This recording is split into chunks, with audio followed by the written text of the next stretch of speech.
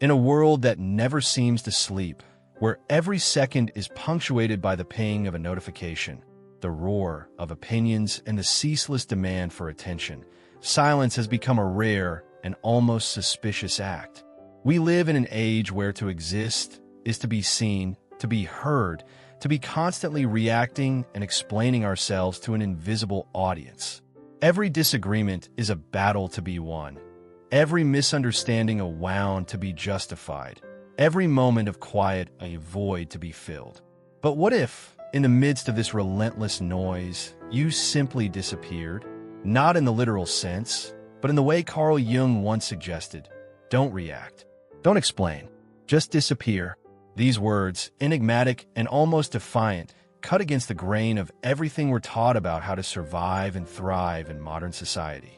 They challenge the very foundation of our social instincts, the need to defend, to clarify, to be understood. Why do these words feel so unsettling? Why does the idea of not reacting, not explaining, feel like surrender or even defeat? Or could it be something else entirely? A hidden strength, a radical act of self-preservation in a world that feeds on our attention and our outrage? Tonight, we invite you to step into the shadows with us, to question the compulsions that drive us to respond, to defend, to be seen. By the end of this journey, you may discover that silence is not weakness, but a form of power. That to disappear in the right way is not to lose yourself, but to finally reclaim who you are. Carl Jung, one of the most influential thinkers in psychology, introduced the world to the concept of the shadow. The shadow is not a monster lurking in the dark, but rather the collection of thoughts, feelings, and impulses we hide from ourselves and others.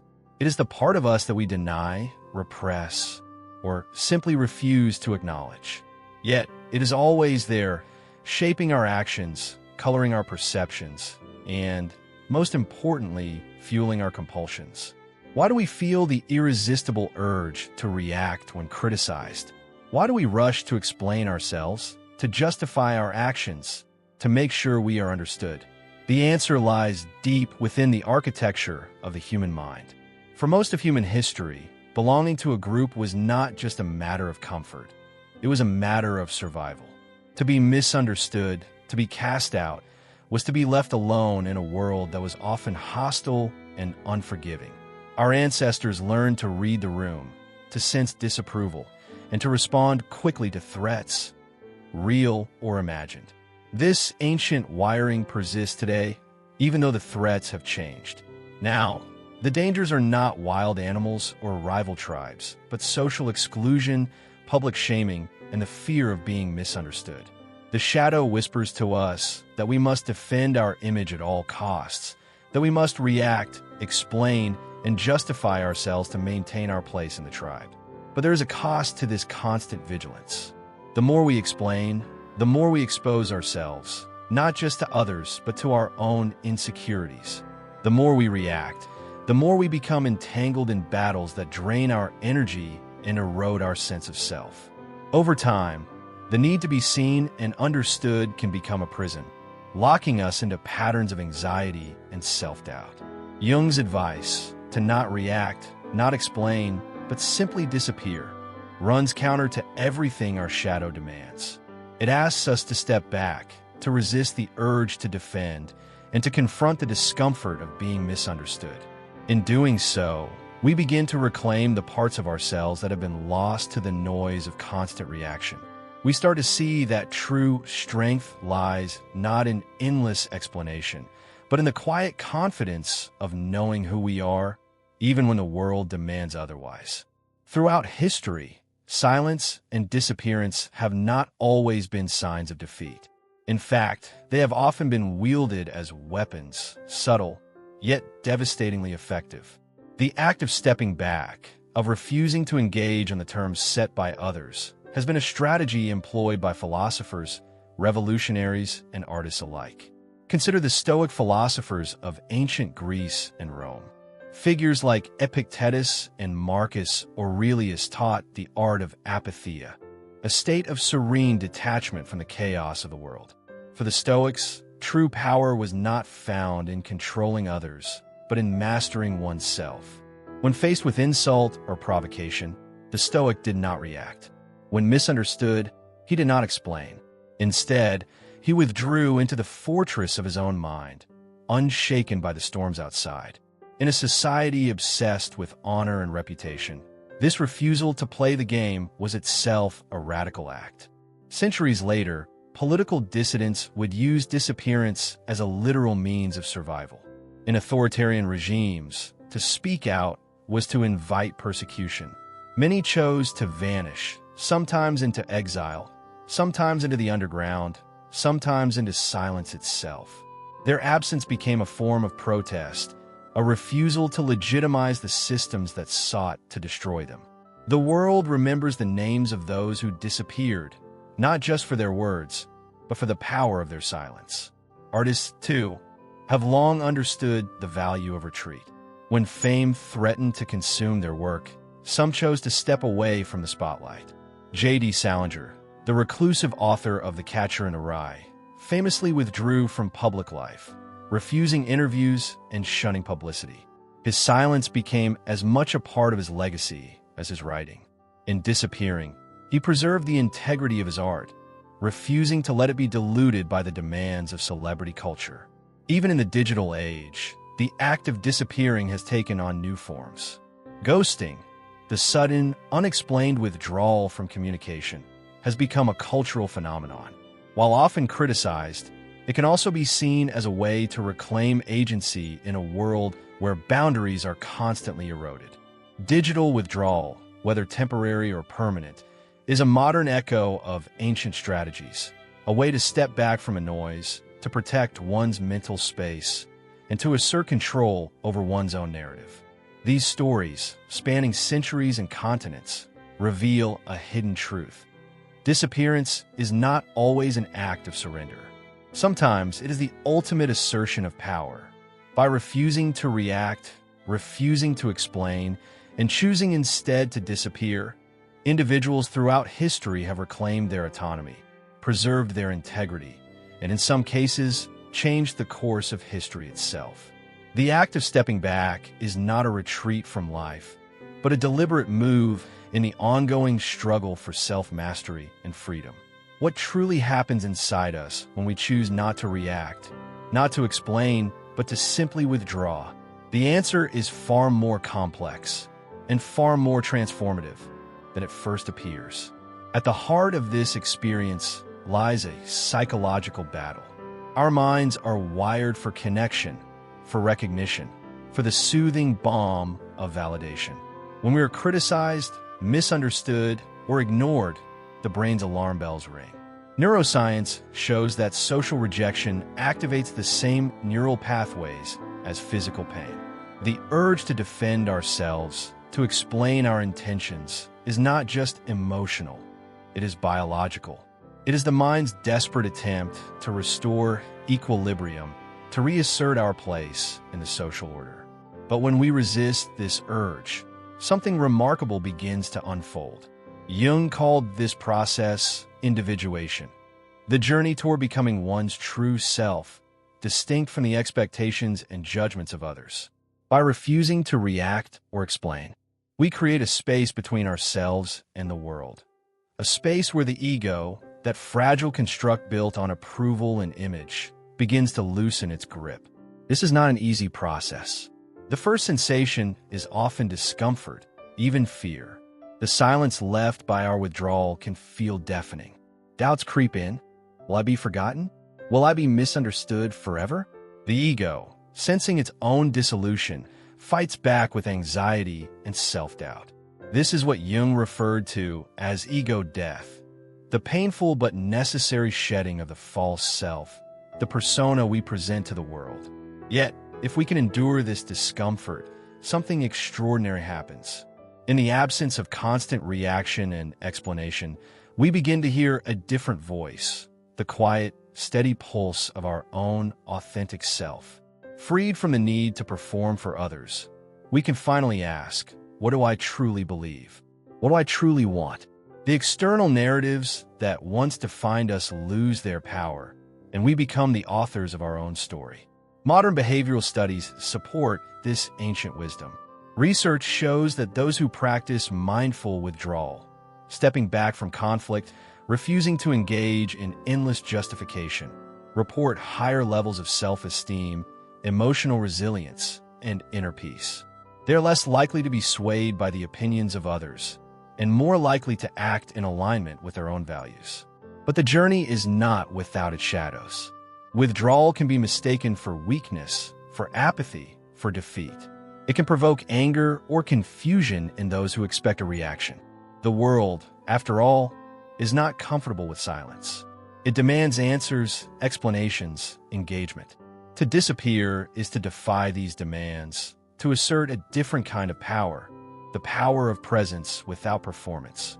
In this way, the act of disappearing becomes a crucible for transformation. It is a test of courage, a leap into the unknown. It is the moment when we stop living for the gaze of others and start living for ourselves. The discomfort is real, but so is the liberation. In the quiet that follows withdrawal, we find not emptiness, but clarity. Not defeat, but new beginning. The journey inward, away from the noise, is where true individuation and true freedom begins. In the modern world, silence is not just rare. It is often seen as a threat. Our society, shaped by the relentless churn of media and the omnipresence of social networks, has developed a deep suspicion of those who choose to step back, to withhold their reactions, or to refuse explanation. The machinery of public discourse is built on a simple premise. Everyone must have an opinion, and everyone must be ready to defend it at a moment's notice. This expectation is enforced through powerful mechanisms. Outrage culture thrives on immediate reaction. A single misstep, a misunderstood comment, or even a moment of hesitation can trigger a tidal wave of criticism. The demand for transparency is constant. Every action, every thought, every motive must be explained, justified, and made visible for public consumption. In this environment, silence is interpreted not as thoughtfulness, but as guilt. Withdrawal is seen not as self-preservation, but as an admission of wrongdoing. Cancel culture, perhaps the most visible manifestation of this dynamic, punishes those who do not play by these rules. When someone refuses to engage, to apologize, or to explain themselves, the response is often swift and merciless. They are labeled as evasive, arrogant, or complicit. Their silence becomes a blank canvas onto which the collective imagination projects its worst fears and suspicions. In some cases, the refusal to react is more provocative than any statement could be, inviting even greater scrutiny and condemnation. This is not accidental. Systems of power, whether political, corporate, or cultural, depend on conformity and participation. Silence disrupts the flow of information, undermines the rituals of outrage, and threatens the illusion of consensus.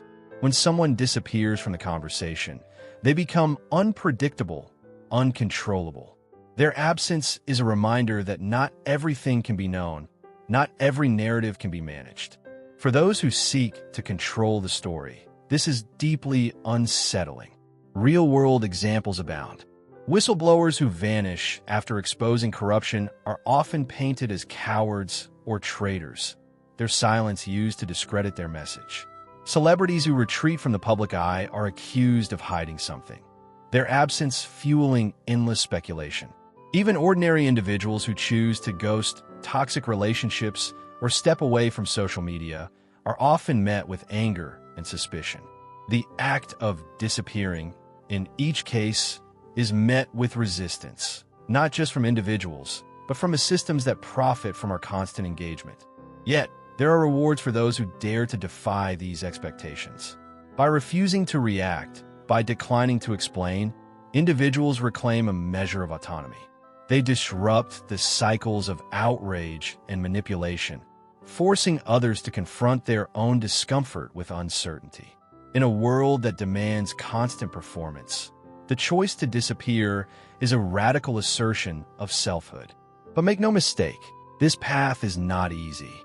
It requires the courage to withstand misunderstanding, the strength to resist the pull of validation, and the wisdom to know when silence speaks louder than words.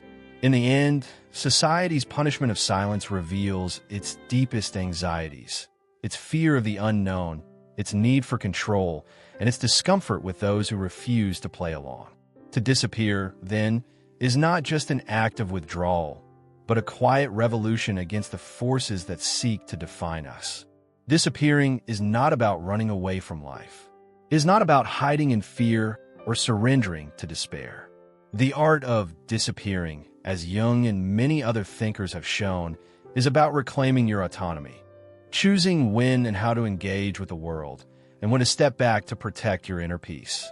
The first step is understanding the difference between healthy withdrawal and escapism. Healthy withdrawal is a conscious, intentional act. It is the decision to step away from situations, people, or environments that drain your energy or threaten your well-being. Escapism, on the other hand, is avoidance driven by fear, a refusal to face reality or take responsibility. The key distinction lies in awareness. Are you disappearing to preserve your integrity or to avoid discomfort? Jung's wisdom encourages us to look inward, to recognize when our reactions are being hijacked by the need for approval or the fear of rejection. He invites us to ask, am I reacting because I truly want to, or because I feel I must? This self-inquiry is the foundation of individuation, the process of becoming who you truly are rather than who the world expects you to be. Eastern philosophies, such as Taoism and Zen Buddhism, echo this sentiment. They teach the value of wu-wei, effortless action, or sometimes the wisdom of non-action. In a world obsessed with doing, sometimes the most powerful move is to do nothing at all, to let go of the need to control outcomes, to allow space for clarity and renewal. Modern psychology offers practical tools for cultivating this strength. Mindfulness practices, such as meditation and breath work, help train the mind to observe without reacting. Setting boundaries, both online and offline, creates the space needed for reflection and healing. Learning to say no, to disengage from toxic conversations, or to take breaks from social media are all acts of self-preservation, not selfishness. Disappearing can also mean redefining your relationship with attention. In a culture that equates visibility with value, choosing to step out of the spotlight is a radical act. It is a way of saying, my worth is not determined by how much I am seen, but by how true I am to myself. This shift in perspective is liberating. It allows you to focus on what truly matters, to invest your energy in growth, creativity, and authentic connection. Ultimately, the art of disappearing is about courage. It is about trusting that you do not need to explain yourself to everyone, that you do not owe the world your constant reaction. It is about embracing the discomfort of silence, knowing that it is in this space that transformation occurs. By choosing when to engage and when to withdraw, you reclaim your power, not as an act of defeat, but as a conscious, courageous choice to live on your own terms. As our journey draws to a close, the relentless noise of the world begins to recede. The arguments, the notifications, the endless demands for reaction and explanation all fade into the background. In their place, a new landscape emerges, one defined not by chaos, but by stillness, not by the need to be seen, but by the quiet certainty of self-possession. Throughout history, and within the depths of our own psychology, we have seen how the compulsion to react and explain is both ancient and deeply human. We have traced its roots to our need for belonging, our fear of exclusion, and our longing for validation. Yet, we have also seen how this compulsion can become a prison, one that keeps us trapped in cycles of anxiety, self-doubt, and endless performance. But there's another way. The wisdom of Jung, the lessons of the Stoics, the courage of those who have chosen silence over spectacle, all point to the same truth. Sometimes, the most powerful act is to step back, to refuse the invitation to battle, to let the world's noise pass by, untouched. This is not an act of weakness, nor is it a retreat from life. It is a revolution, a silent one. It is the decision to reclaim your attention, to protect your energy, and to define your own narrative. In a society that equates visibility with value, the choice to disappear is a radical assertion of autonomy. So, as you return to the world beyond these words, consider this. What would happen if you stopped reacting? If you stopped explaining? If, just for a moment, you allowed yourself to simply disappear from the noise? Perhaps, in that silence, you would find not emptiness, but clarity. Not defeat, but freedom. In a world that demands your constant attention, sometimes the most powerful thing you can do is nothing at all. The revolution begins in silence. The rest is up to you.